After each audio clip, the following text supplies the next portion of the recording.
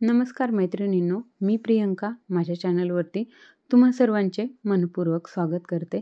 तर आज आपण रात्रीच्या जेवणामध्ये पटकन तयार होणारा पौष्टिक असा पॉट राईस बनवते. घरातील सर्व सदस्यांना हा खूप आवडणारा असा पदार्थ आहे. लहानांपासून ते मोठ्यापर्यंत हा पदार्थ जो आहे तो आवडणार नाही असं कधीच होणार नाही.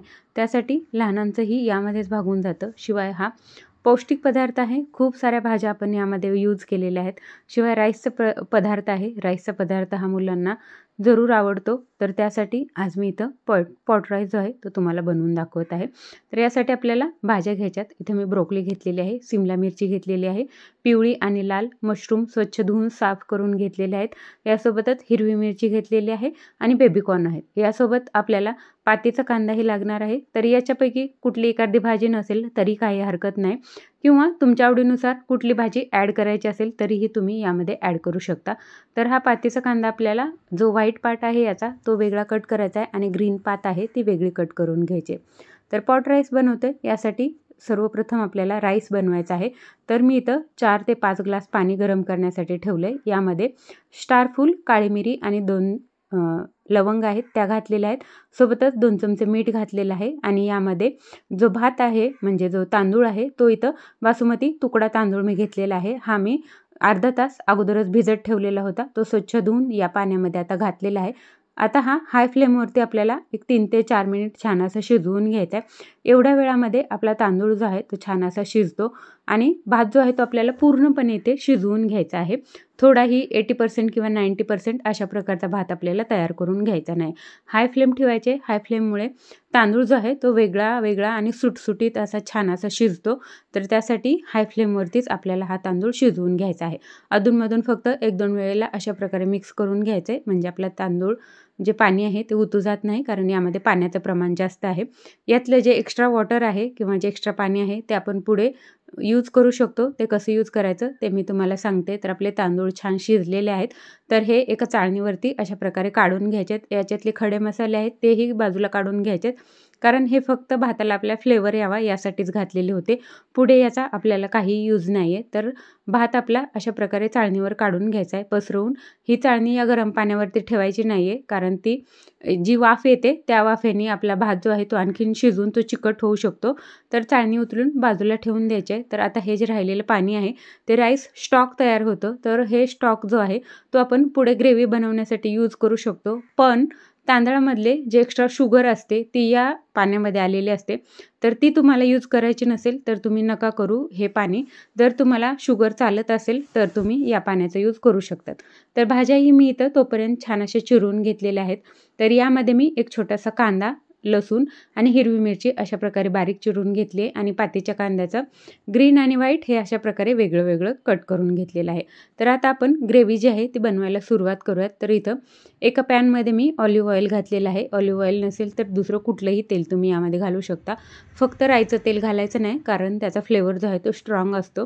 तर इथं ऑलिव्ह ऑइलला खूप जास्त गरम करायचं नसतं कधीच. हलकंसं गरम झालं की यामध्ये मग हिरवी मिरची, लसूण आणि कांदा जो आहे तो मी इथं घालून घेतलेला आहे.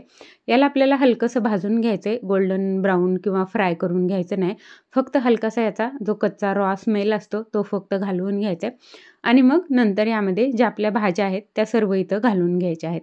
तर कांद्याची जी ग्रीन पार्ट आहे ती आपण गार्निशिंगला वापरणार आहोत. त्यासाठी ते वेगळं वेगळं कट करून ठेवले. फक्त ग्रीन पात इथे टाकायचे नाही. ज्या बाकीच्या भाज्या आहेत आपण कट करून ठेवलेल्या त्या सर्व इथं आपल्याला घालून घ्यायच्या आहेत. तर अशा प्रकारे या भाज्या एकत्रच घालायच्यात, वेगवेगळ्या घालायच्या नाहीत.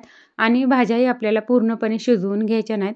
तर हलकासं फक्त याचा कच्चेपणा गेला पाहिजे एवढंच याला हलकंसं 1 मिनिटभर फक्त मीडियम फ्लेमवरती हे आपल्याला भाजून घ्यायचं आहे. यामुळे फक्त भाज्याचा रॉनेस आहे तो जातो आणि हलकासा क्रंच यामध्ये राहायला पाहिजे. अशा प्रकारे भाजी हलकीशी परतून घ्यायची. तर भाजी इथं परतून झालेली आहे. यामध्ये आता आपल्याला पाणी घालायचं आहे. तर मी जे राईस वॉटर होतं ते वापरणार नाही, कारण त्यामध्ये शुगर असते. तर ते मी इथं वापरणार नाही आहे. तुम्हाला अगोदरच सांगितलं आहे, तुम्हाला शुगर चालत असेल तर नक्की वापरा. मी इथं साधं पाणी घातलेलं आहे 2 ग्लास. तुमच्या आवश्यकतेनुसार पाण्याचं प्रमाण जे आहे ते तुम्ही कमी किंवा जास्त यामध्ये ठेवू शकता. तर आता या पाण्याला आपल्याला हलकीशी उकळी येऊ द्यायची आहे, म्हणजे गरम होऊ द्यायचे आणि नंतर मग यामध्ये आपल्याला फ्लेवर्स ॲड करायचे आहेत, म्हणजे जे सॉस आहेत ते घालून घ्यायचे आहेत. तर 1 चमचाभर ग्रीन चिली सॉस घातला आहे. 1 चमचा मी रेड चिली सॉस इथं घातलेला आहे आणि 2 चमचे जे आहे ते मी इथं सोया सॉस घातलेला आहे. तर सोया सॉस किंवा बाकीचे जे सॉस आहेत ते तुम्ही तुमच्या आवडीनुसार कमी जास्त करू शकतात किंवा टेस्ट करून बघायचं नंतर आणि त्यानंतरही इथं आपण सॉस जे आहे ते कमी जास्त करू शकतो. जो सोया सॉस आहे त्यामध्ये थोडंसं मीठ असतं, त्यामुळे मीठ जे आहे ते टेस्ट करून किंवा चेक करून किंवा थोडंसं सुरुवातीला कमी घालून घ्यायचं आहे. यासोबतच यामध्ये काळी मिरी पूडही घातलेली आहे. आपण हिरवी मिरची वापरली आहे, तर चा विचार करूनच काळी मिरी पूड जी आहे किंवा तुमच्या आवडीनुसार कमी जास्त तुम्ही घालू शकता, पण घालायची आहे जरूर. आता हे मिक्स करून घ्यायचं आहे आणि याला फक्त 1 उकळी येऊ द्यायची आहे, म्हणजे जी आपली ही ग्रेव्ही बनवण्याची प्रोसेस आहे ती अर्धी आपली कंप्लीट होते. यानंतर याला आपल्याला थिकनेस किंवा दाटसरपणा देण्यासाठी इथं मी 1 चमचाभर कॉर्नफ्लॉवर जे आहे ते पाण्यामध्ये मिक्स करून स्लरी तयार करून घेतलेली आहे. ती या ग्रेव्हीमध्ये घालून घ्यायचे आणि मिक्स करायचे. कॉर्नफ्लॉवरची जी स्लरी आहे ते तुम्ही तुमच्या आवडीनुसार, तुम्हाला ग्रेव्ही किती घट्ट किंवा पातळ आवडते यानुसार यामध्ये कमी जास्त घालू शकता. चेक करत राहायचे आणि हळूहळू थोडी थोडी घालत जायचे. एकदमच खूप जास्त घालू नका, त्यामुळे खूप जास्त घट्ट पिठल्यासारखं ग्रेव्ही तयार होईल. ही आपल्याला राईससोबत खायची आहे, त्यामुळे ग्रेव्ही जी आहे ती व्यवस्थित अशी बनवायची आहे. त्यासाठी इथं मी अगोदर जी आपली स्लरी होती ती थोडीशी घातलेली आहे, मिक्स करते आणि चेक करते आणि मग नंतर घालायची आहे. तर मी 2 चमचे कॉर्नफ्लॉवर घेतलेलं होतं आणि ते 2 वेळेला मग वेगवेगळं घातलं.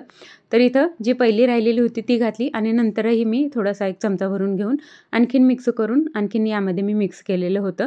तर अशा प्रकारे आवश्यकतेनुसार कमी किंवा जास्त कॉर्नफ्लॉवर जे आहे ते लागू शकतं.